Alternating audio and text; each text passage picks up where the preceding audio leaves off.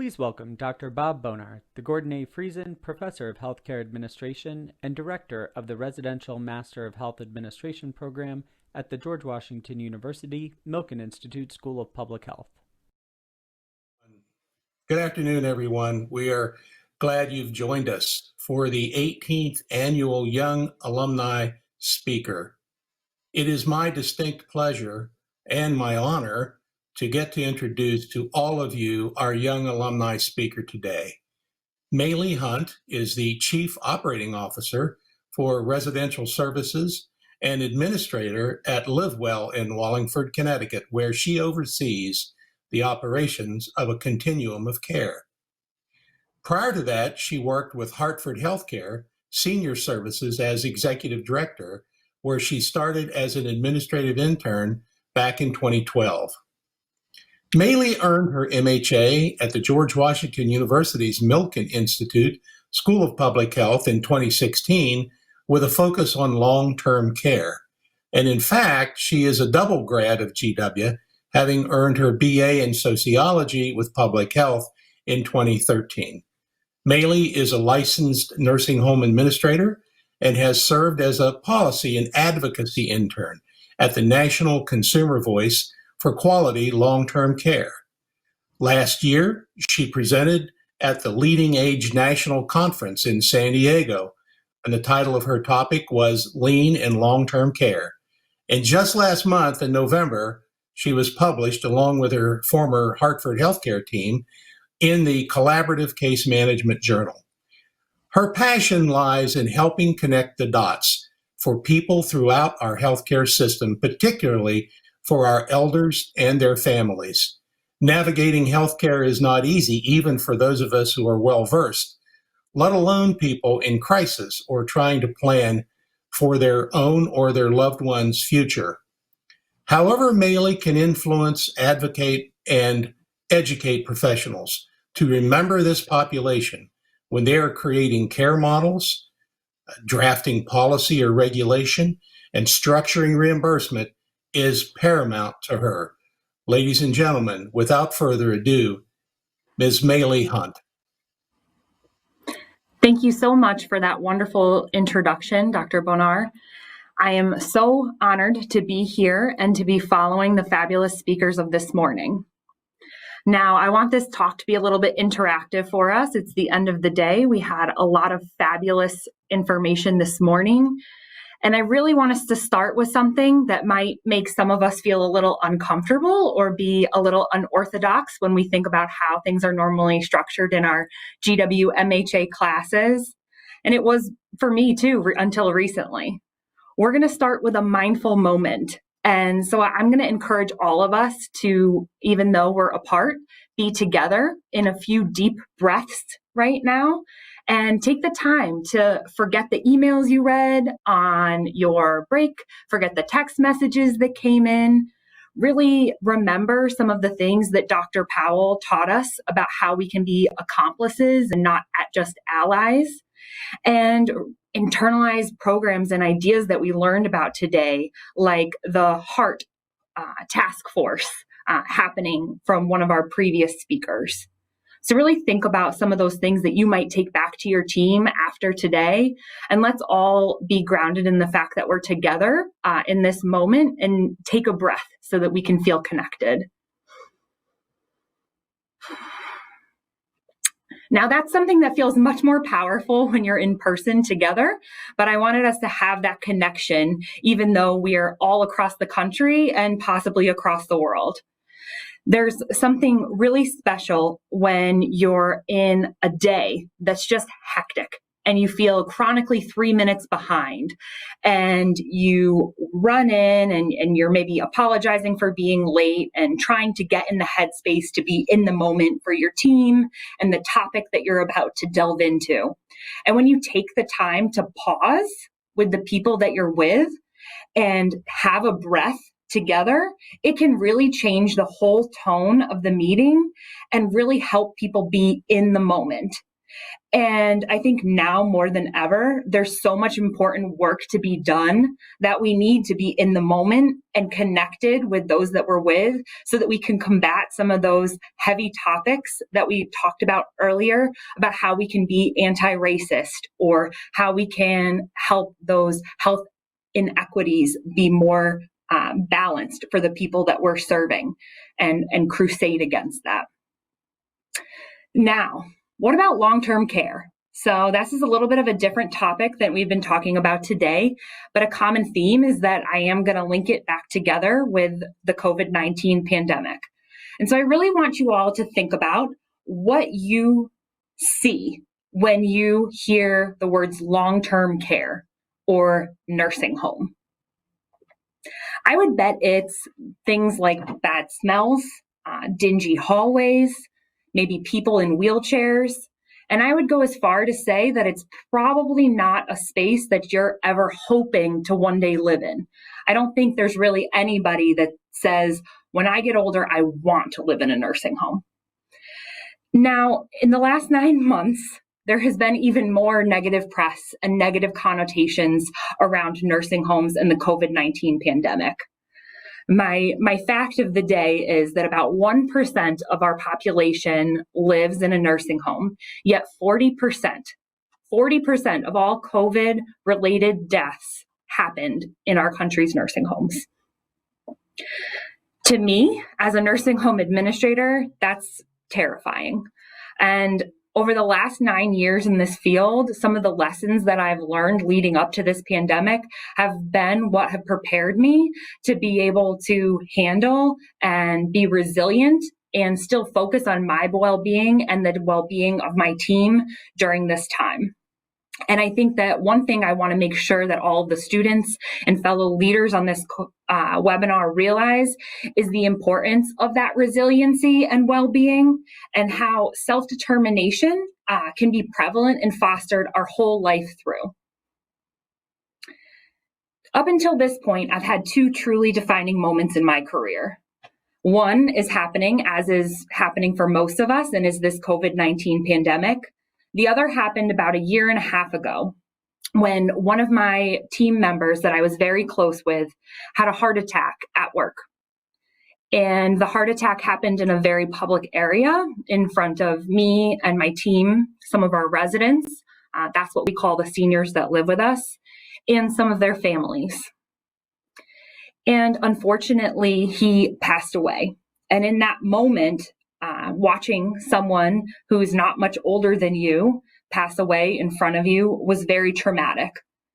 And while as the leader of the assisted living where this happened, I was really focused on managing the grief of everybody else around me and making sure that our residents and our families and our staff got the supports and services they needed to come out the other side of this trauma and reach a new normal. In long-term care, death can be something that's pretty commonplace, and it's often planned and supported. And when it's done well, it's a beautifully peaceful transition. While it's still sad and it's still very life-altering, it's something that you grow accustomed to. And this was not that. When I realized what I was feeling much later than I should have because I was not in tune with myself, my boss let me take the time I needed to focus on my well-being. And in that time, she helped me build my resilience, something I didn't even realize until recently. Resilience, and this is something that I'm going to change thanks to Kayla Cooper's question from earlier.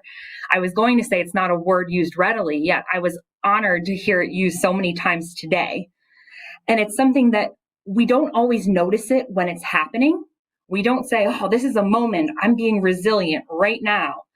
It's something that you look back on in hindsight and you conjure up moments where you're feeling proud and how you overcame a difficult situation, or how maybe you took the time to take care of yourself and focus on what you needed in that moment so that you could then be there for others. It could happen when you're feeling weak for the emotions that you're experiencing, or for failure, for the life lessons that are being taught to you at that time. But if we take the perspective of looking on what makes us resilient and ultimately improve our areas of well-being, it can really be what helps us realize our own strengths. That tragedy from a couple years ago helped me prepared for serving during this pandemic in the field of long-term care. The pandemic is already a huge marker on all of our resilience. And how does it feel right now? For some of us, like me, it might feel like you're drowning in an effort to keep up with the guidance and the protocols that seem contradictory. You get one thing from the CDC, you get another thing from DPH, and you're trying to balance this all while keeping your residents and their families whole.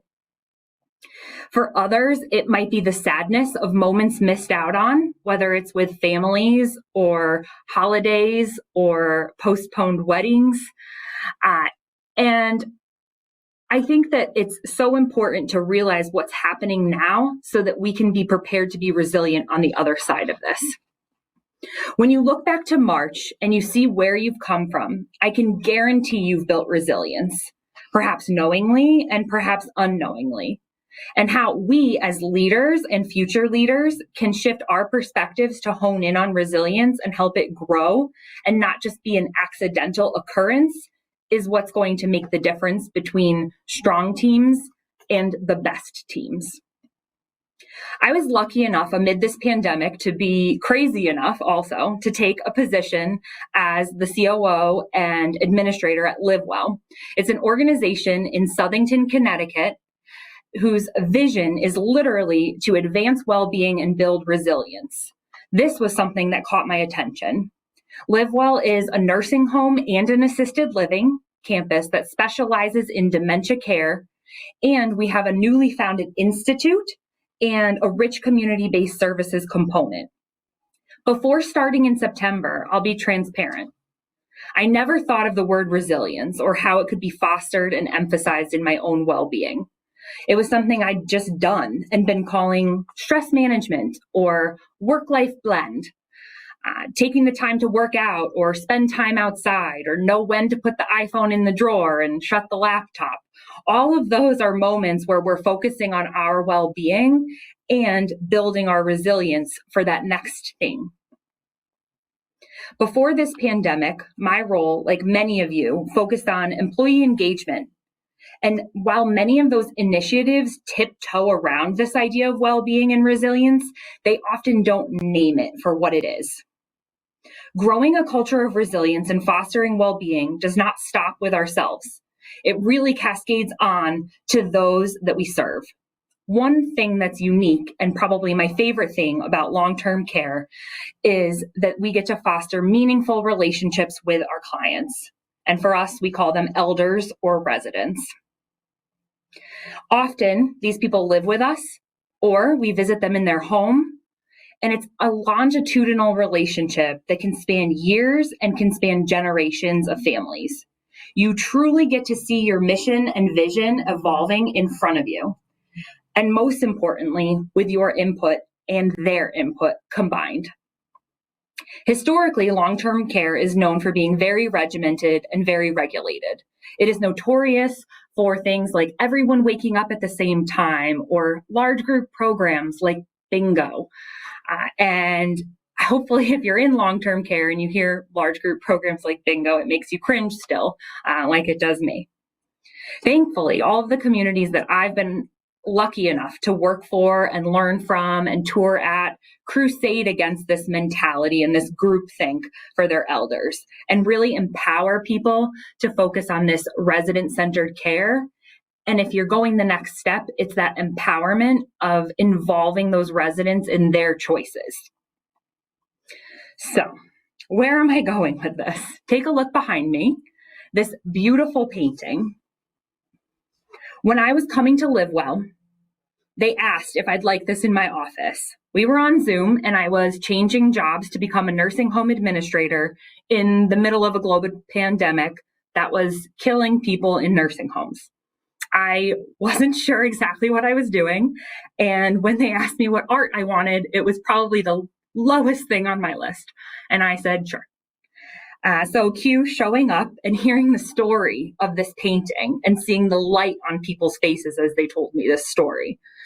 So art is huge at LiveWell. It's a great thing that people can participate in as a way to express their emotions, and any functional ability people can contribute in some way.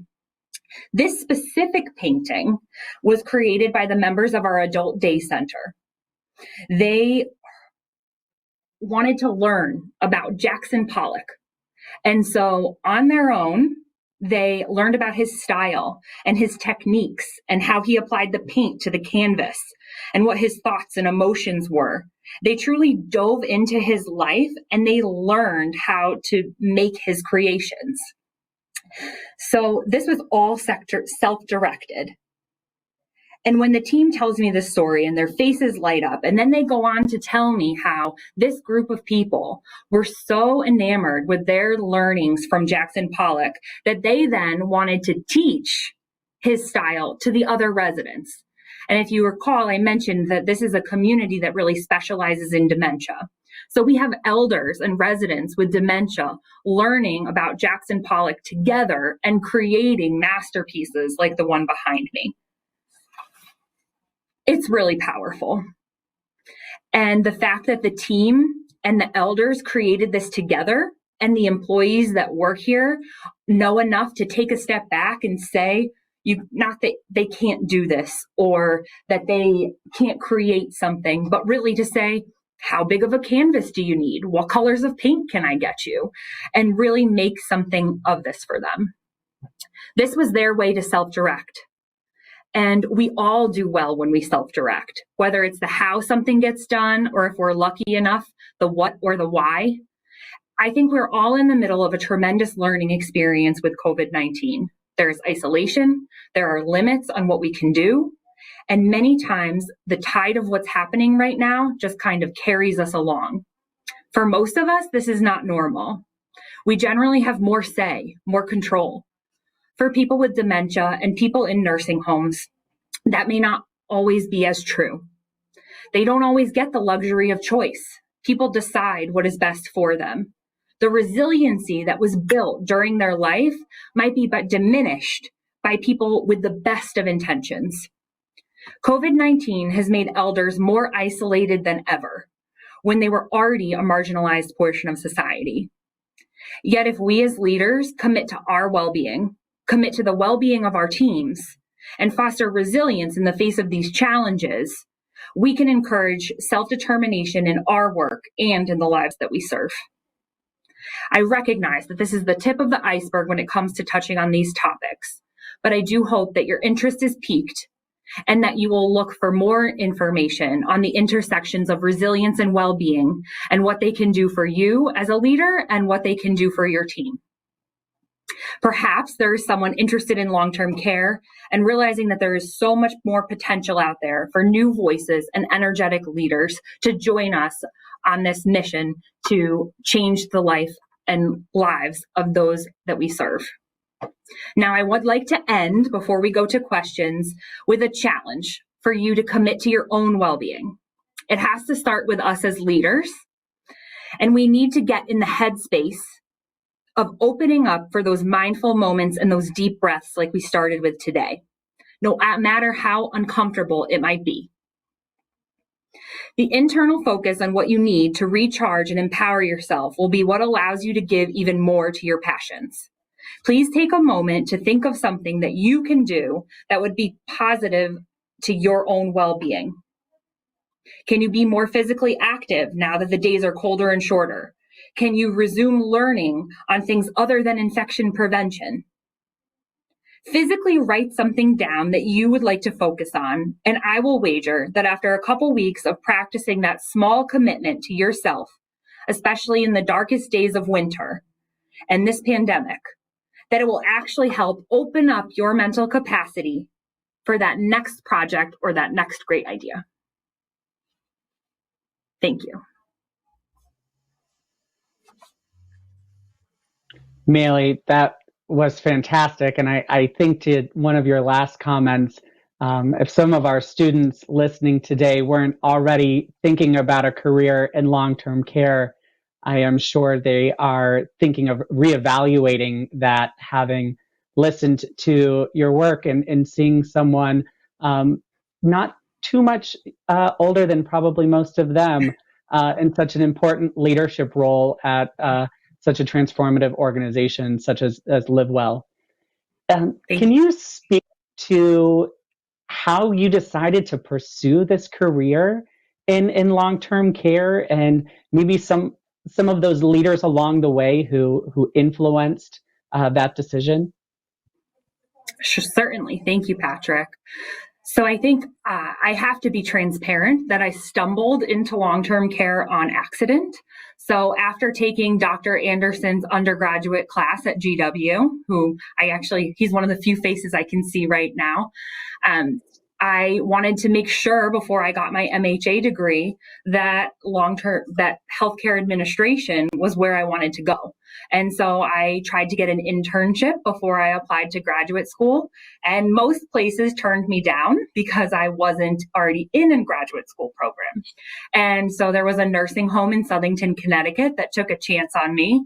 And while I wasn't super excited at the moment, I fell in love that summer with long-term care and the ability to be in the middle of complex financial analysis and strategic planning and focusing on reimbursement structures, and then be able to walk down the hallway and have a meaningful connection with one of the people that you're doing it all for.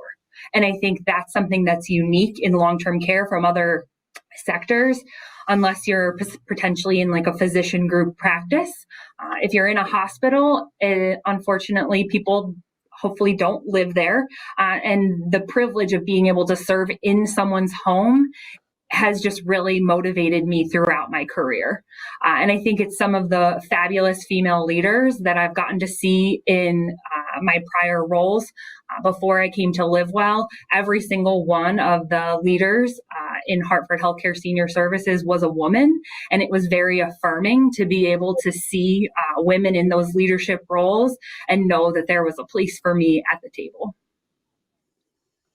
And Mayley, I think that's a great transition to the next question we've got, which is, how do you advocate for yourself? What are some of those tactics that you've learned and that you've built into your daily actions that ensure you have that seat at the table? And thinking about some of what Dr. Powell talked about, how someone might be dismissed based on the way they look, whether that's their gender or their race or their age, and being in a career field where I would imagine there's not as many leaders of your level at your age. How is that, and how do you advocate for yourself on a daily basis? So that's a very important question. And I think it's a balance of, one, making sure that you know your stuff and you do your homework so that when you are speaking up and taking your stand and drawing your line in the sand for what you're going to stand up for, that you're backed in knowing that it's grounded and it's an appropriate recommendation. I think one of the biggest balances for me has been knowing when to listen and when to speak up. And if you can balance that and have the emotional intelligence and develop your emotional intelligence to be able to dive into those moments, people want to listen. And particularly in long-term care, there's a lot that needs to change, and the leaders that are going to get it right are the ones that know they need to listen to the next generation to help them in making these changes. And so I've been also very fortunate enough to work for organizations that have been looking for leaders like that, because there is a shortage of young leaders that have a license in being a nursing home administrator, that have a master's in health administration. These are still unique things in our field.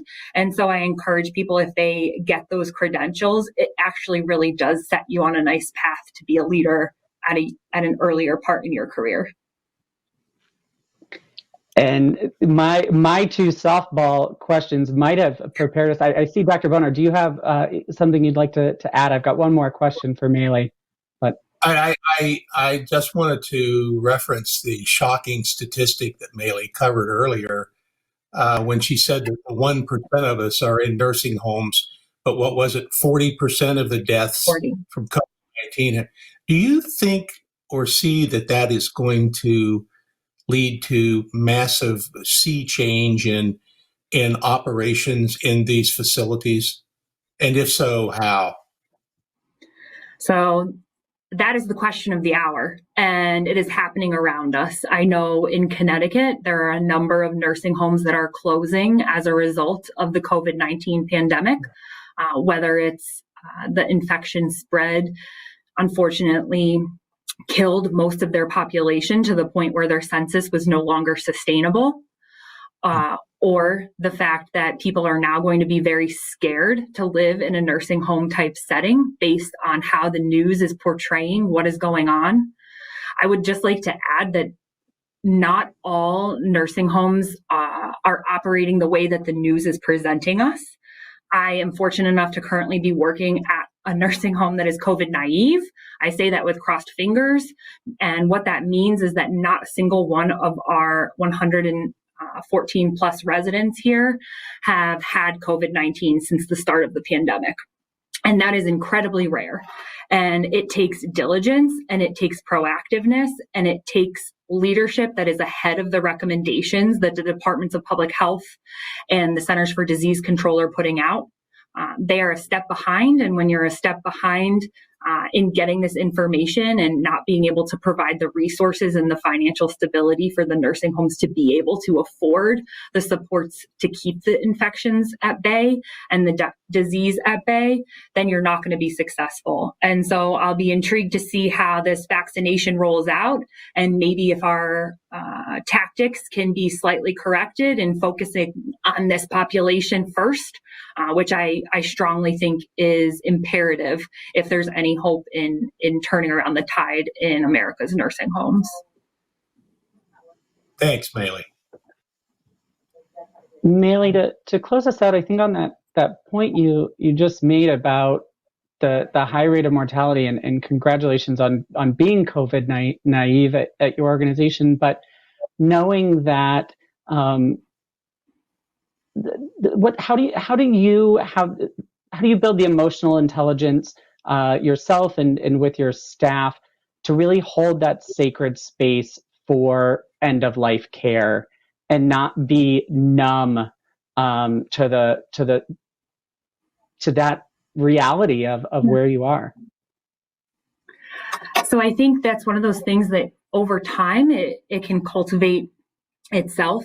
So I'm not saying that it gets easier when you have close relationships with seniors over the course of whether it's a few months or a few years. They become a part of your family too, and it can be very upsetting. But there's this rationale that if you're helping them live their best life while they're living with you, and you see their disease progressing in a way where they're not themselves anymore, or you can see them physically uncomfortable or less responsive, there is this sense of peace that can come over people in the days before death. And it's incredibly powerful. And it's incredible how it's not unique in different people, and that you can start to know when people are at the end of life and the beginning of that dying process, and how as a part of their family, and especially in COVID when they maybe can't have their family with them while they're dying, it's even more important that you have that connection and that comfort for them in knowing that they'll be at peace. Well, Mayley, I want to sincerely thank you on behalf of the Milken Institute School of Public Health, our alumni, the faculty, the dean, and all of our students who are here with us today. We appreciate your presentation, you lifting this up for us. Thank you so much for being here. Patrick? Thank you. I'll echo those sentiments, Mayley. I can't imagine ending our regular programming in any better fashion than this presentation by you. Thank you so much for being our 18th annual Young Alumni Speaker. You make us all so proud. And for all of you in our Zoom room, thank you for joining us today.